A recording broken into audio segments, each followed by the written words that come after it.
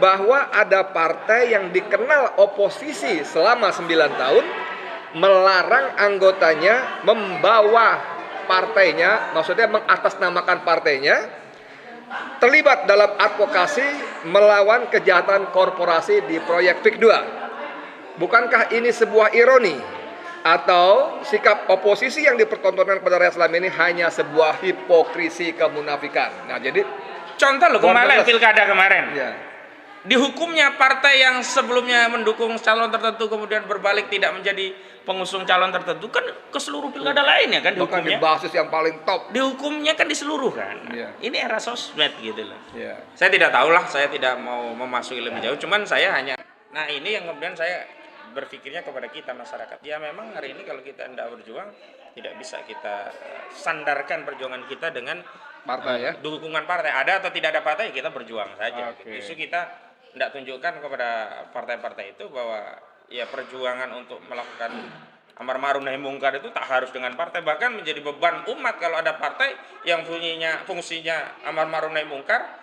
Tadi ada taujih dari MUI sudah tegas bahwa taujihnya salah satunya di poin 11 merekomendasikan pembatalan status PSN PIK 2 dengan alasan pertama Banyak itu mudarat mengandung ya? mudarat, yang kedua bertentangan dengan undang-undang kan udah jelas tuh alasannya. iya. Tapi kenapa masih bungkam gitu, masih diam kan? Tidak mungkin ya ada pendiaman itu kecuali ada sebab yang menyebabkan dia diam. Aduh, ini bisa Dia jadi khawatir nasi bungkus yang tinggal jatah sisa itu juga kehilangan gitu loh. Hari ini kan PSN PIK 2 itu sedang menyewa salon politik untuk Namanya? menghiasi wajahnya yang sudah rusak gitu. Itu media, sosmed, bahasa dan sebagainya itu yang menjadi salon. Iya. Kita tidak perlu membuat salon lagi, tidak cukup datangkan hujan fakta. Maka bedak-bedak yang digunakan untuk ya itu luntur kena hujan fakta. Iya. Mereka bicara, oh ini sesuai dengan kepentingan desa, abdesi bla bla bla. Cukup aja. Pak, kami digusur. Nah, itu fakta dari korban. Udah hilang semua itu bedak-bedak cerita tentang. Luntur semua ya? Iya, hilang begitu. Dan terakhir, saya ingin menyatakan sederhana. Jangan pernah takut kalau orang jahat saja berani melakukan kejahatan secara terang-terangan. Kenapa kita orang yang benar, orang yang baik kok malah takut dengan kebaikan dan kebenaran kita? Mantap. Justru kita harus lebih berani daripada orang-orang yang jahat gitu loh. Mantap. Ini kan soal nyali aja gitu. Nah, kebenaran sudah. Keyakinan bahwa kebenaran itu akan dapat dari pahala Allah juga sudah. Iya. Kalau bicara kematian, nggak berjuang juga mati. Oke, good. Berarti kan tinggal nyali.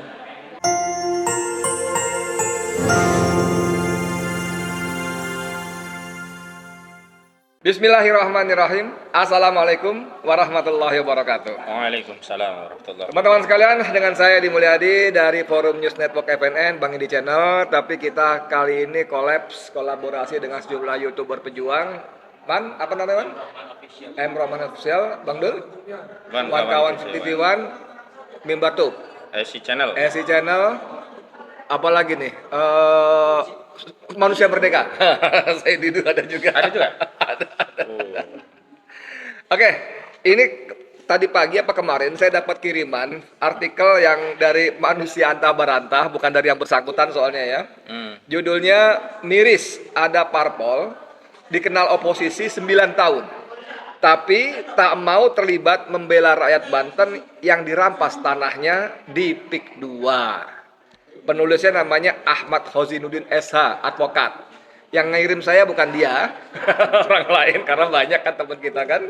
Ada yang di Japri, ada yang di grup-grupnya, ini beredar juga. Nah, siang ini saya ketemu dengan oknumnya. Oknum advokat, aneh ya. Oknum tuh biasanya untuk hal yang jelek-jelek, walaupun saombioan gitu loh, sak markas besarnya oknum semua. Bung, sehat ya? Alhamdulillah. Sehat, walafiat. Ahmad Hozinuddin ini termasuk the most dangerous man in Indonesia. Jadi kalau kita kategorikan ada beberapa manusia berbahaya di Indonesia, selain Ahmad Hozinuddin tentu saja Muhammad Saididu ya. Dalam konteks PIK 2 ya. Bung, saya bacakan sebentar beberapa paragraf ya. Silakan. Jadi judulnya saya kira sudah mewakili.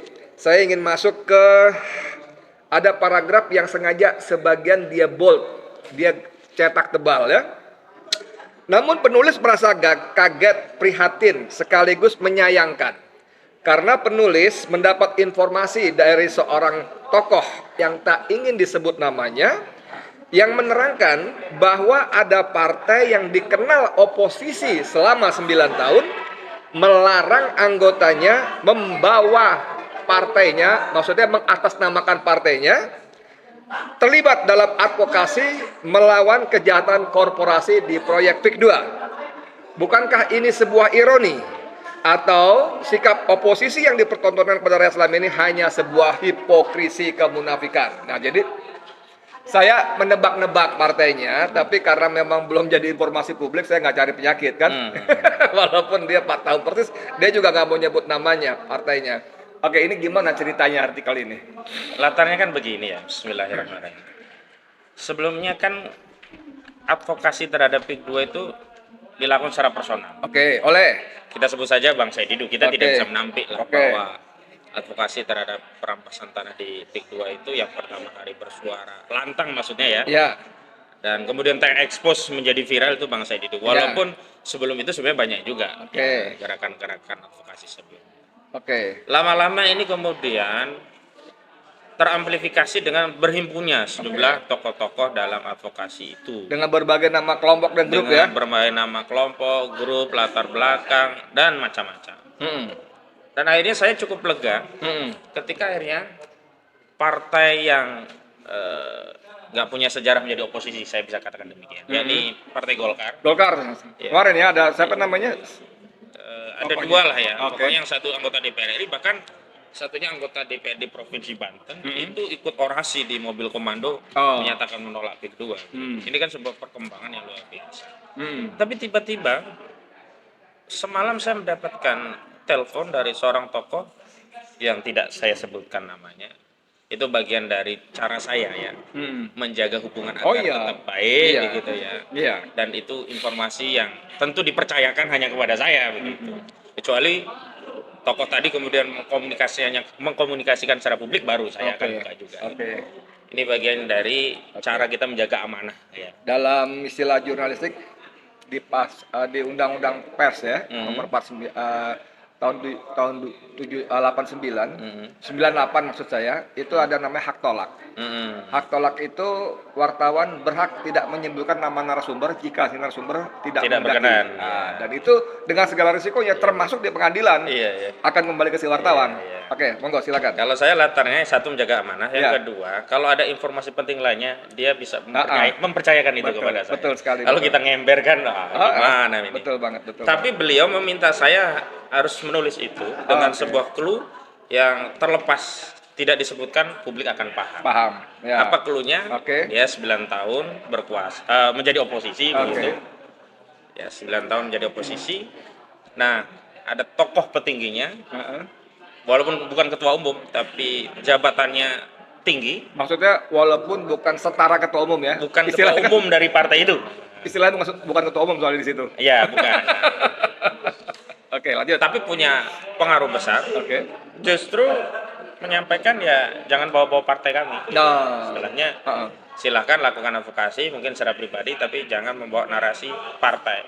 Saya bingung pada beberapa pertimbangannya, kebingungan saya itu. Yang Oke. pertama, bukankah baik kalau membawa nama partai? Harusnya. Sebagaimana Golkar kan itu kan bukan hanya dipublikasi oleh Tempo, informasi anggota DPR dari Golkar ikut mengkritik PIK 2, juga di websitenya Golkar sendiri. Oh. Artinya Golkar kan ingin kiprah kadernya diketahui publik, sehingga Golkar yang dengan tagline suara Golkar suara rakyat itu benar-benar dipahami Ya. publik. Memang suara rakyat hari ini menentang PIK 2, Golkar juga bersuara. Nah, Ya. partai ini kan harusnya justru bersyukur kalau Ya. publik mengetahui ternyata partai tersebut Ya. juga diketahui ikut berjuang bersama rakyat untuk menentang kezaliman PIK 2 gitu. Oke. Saya jadi bertanya-tanya, kalau nggak mau kan bisa ada sebab lain gitu. Sebelum jauh, Hmm. saya tidak bermaksud meragukan akurasi, kredibilitas informasinya. Ya, apalagi tokohnya bukan senior, sangat senior, sangat senior. Tapi ini kan barang panas nih, barang berbahaya. Hmm. Mohon maaf kalau saya tanya akurasinya sampai berapa persen nih? bahwa itu benar informasi 100%. Wow, 100%. Karena begini Bang, kalau dalam Enggak, sebentar. Jadi waktu sang tokoh Sangga sendiri itu menginformasikan ke Anda, tentu sang tokoh menyebut orang partai namanya si ya, Anu. nama jelas. Oke, Nama partainya juga jelas. Oke, oke. Kenapa saya percaya? Karena kan kalau kita sebelum bicara informasi kan sumber informasi. Oke. Otoritas dari sumber informasi. Oh ya, betul. Setuju. Otoritasnya itu saya Otoratif. saya kredibilitasnya saya akui. Oke. Gitu. Oke, lanjut. Dan memang sikap partai ini selama ini memang tidak bicara. Sejalan kan berarti dengan informasi itu. Ya. Dan memang bukan hanya partai ya. Kalau partai kan resmi, politisi dari partai ini pun tidak bicara. Padahal kalau bicara tentang kampanye kan keras sekali ya bicara. Dulu oposisi juga begitu, keras sekali mengkritisi. Ini Partai Senayan ya berarti ya? Partai Senayan, iya DPR. Jadi yang di Senayan, maksudnya Iya. ada beberapa partai nggak punya wakil di Senayan? Iya. Oke. Dia punya wakil di Senayan. Oke. 9 tahun beroposisi. Oh, ngeri sekali. Makanya kan agak aneh. Golkar saja yang sejarahnya selalu bersama kekuasaan saja bersuara begitu loh. Ya. Kok ini oposisi? Kan kemudian kita muncul praduga. Ada dua kemungkinan kan. Satu, apakah dikendalikan oleh aduan, duit begitu, atau dia menjaga posisi kekuasaannya. Sebentar, saya menduga-duga partai ini maksudnya partai X. Tapi setahu saya di kabinet Prabowo dia nggak punya wakil, nggak punya menteri. Kekuasaan apa yang mau dijagain sama dia? Nah, kekuasaan itu bisa Kalau itu yang dimaksud ya maksudnya. Ya, bisa di eksekutif, bisa di legislatif, bisa di posisi-posisi lain. Kan kadang-kadang orang yang sedang lapar Bang, dapat nasi bungkus aja dia jagain bener gitu loh. Ya namanya juga orang lapar ya, nasi bungkus pun dijagain bener gitu loh. Aduh, ini bisa Dia jadi- khawatir nasi bungkus yang tinggal jatah sisa itu juga kehilangan gitu loh. Ini kalau ada wartawan cetak besok muncul berita online-nya. Zainuddin menyebut partai ini jagain nasi bungkus sisa. Oke, lanjut. Ya gitu. Karena kalau kita kaitkan dengan visi misi partai, kemudian slogan partai, nggak nyambung sama sekali. Nggak nyambung gitu, sama nggak nyambung sekali, ya. Lalu saya juga berpikir lebih jauh, apakah ini juga terjadi pada fenomena partai-partai yang lainnya? Gitu. Kalau partai-partai yang lainnya, ya mungkin saja karena tadi mereka bukan dapat tulang atau bukan nasi bungkus, memang dapat daging. Jadi pedaging ya. Ya posisinya memang kursinya empuk. Iya. Tunggu sebentar. Ini kita masih karena kita nggak bisa nyebut nama partai, jadi selalu berandai-andai ya. Walaupun di kepala kita ada, mungkin di kepala teman-teman penonton YouTube kita pasti ada juga. Di sini saya udah aja tempat saya udah ada nyebutnya mah. Oh. Ini kan siaran langsung live nih sudah ada, tapi nggak perlu saya baca ini. Ini dong dia bilang gitu ya. Iya. Nah, kalau partai yang di kepala saya itu benar, ini kan basisnya Islam, ya kan? Padahal MUI sendiri sudah bikin dalam Mukernasnya, Musyawarah Kerja Nasional, ada 12 poin rekomendasi. Nomor 11-nya adalah merekomendasikan kepada Prabowo Subianto, Presiden Republik Indonesia, untuk menghentikan PSN PIK 2 karena banyak mudaratnya. MUI loh. Iya. Itu kan ormas yang berdiri atas undang-undang secara khusus ya, dan diakui sebagai perwakilan umat kita, umat Islam. Kedua, tokoh-tokoh Banten misalnya Kiai Mbai yang disebut sebagai kepala orang tuanya Kiai Banten, selain tentu saja Kiai Ma'ruf Amin. Itu juga sudah menyuarakan penolakan. Belum lagi tayangan saya di kita ini kan bertubi-tubi tuh. Betul. Kezaliman PIK 2 kepada rakyat. Iya. Masa semua itu nggak menggerakkan hati para tokohnya gitu loh. Iya. Coba kira-kira apa yang terjadi? Kalau dalam tulisan saya itu kan hanya ada kemungkinan ya untuk jagain posisi di kekuasaan atau memang dapat duit begitulah ya. Hanya dua itu. Kalau motif yang lain sulit untuk bisa diyakini kausalitas yang menjadi sebab tidak boleh terlibat begitu. Walau ada kemungkinan juga untuk menjaga agar tidak kena kriminalisasi. Karena kan orang-orang di partai itu kan semua banyak kasus. Mutik-mutik perkaranya Aguan, nah dia dikasusin. Nah ini Aguan ini kan nggak bisa ngasusi kita nggak punya kasus. Coba kalau politisi yang punya kasus, nggak berani gitu. Nah itu yang saya kira menjadikan posisi partai itu sekarang dalam tanda petik cari aman. Cari aman. Nah ini yang kemudian saya berpikirnya kepada kita masyarakat. Ya memang hari ini kalau kita tidak berjuang, tidak bisa kita sandarkan perjuangan kita dengan Partai ya? dukungan partai. Ada atau tidak ada partai, kita berjuang saja. Oke. Justru kita tidak tunjukkan kepada partai-partai itu bahwa ya perjuangan untuk melakukan amar ma'ruf nahi mungkar itu tak harus dengan partai, bahkan menjadi beban umat kalau ada partai yang fungsinya amar ma'ruf nahi mungkar. Tadi ada taujih dari MUI sudah tegas bahwa taujihnya salah satunya di poin 11 merekomendasikan pembatalan status PSN PIK 2 dengan alasan Pertama Banyak itu mudarat mengandung ya? mudarat, yang kedua bertentangan dengan undang-undang kan udah jelas tuh Iya, alasannya. iya. Tapi kenapa masih bungkam gitu, masih diam kan? Tidak mungkin ya ada pendiaman itu kecuali ada sebab yang menyebabkan dia diam. Ya. Kalau kita bicara politis ya, bicara citra, justru ini kesempatan untuk Oh iya. mencitrakan Iya. partainya Iya. bahwa sekarang ini pro umat, Apalagi- bahkan ada sandarannya bukan fatwa ya, taujiah dari MUI Iya. kan udah jelas selesai.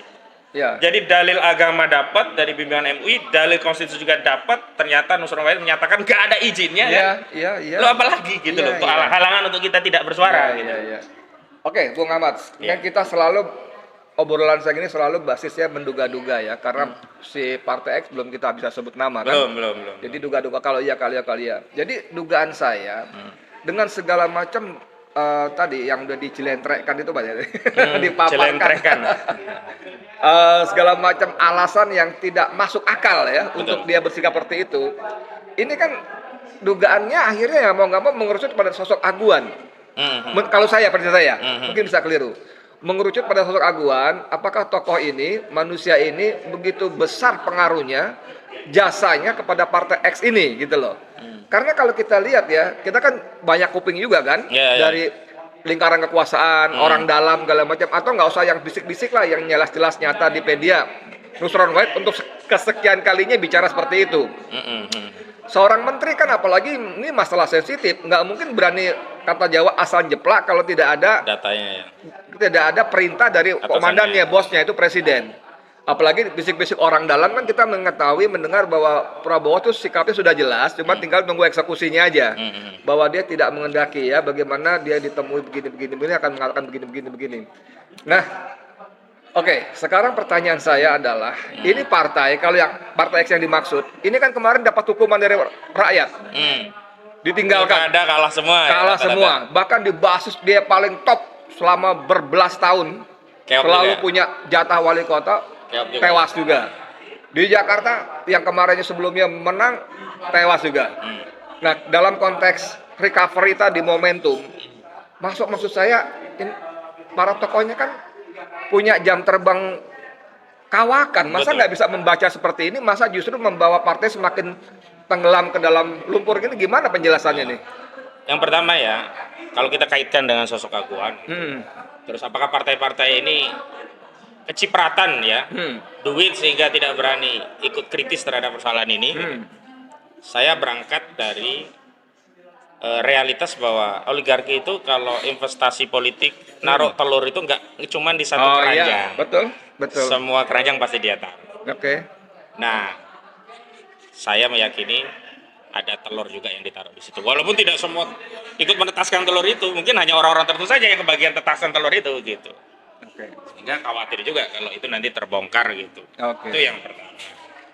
Yang kedua, hari ini memang partai itu kan kalau dia nggak dapat benefit elektabilitas, Nah, dia akan kejar benefit otoritas, kue maksud- kekuasaan. Oh. Jadi Oke. partai itu kan bergerak dua. Kalau dia kekuasaan nggak dapat, dia minta elektabilitasnya itu apa? Dengan mendukung rakyat, amplifikasi. Tapi kalau dukung rakyat udah dapat untuk jabat kekuasaan, dia fokus ke kekuasaan. Dia kayak PDIP lah.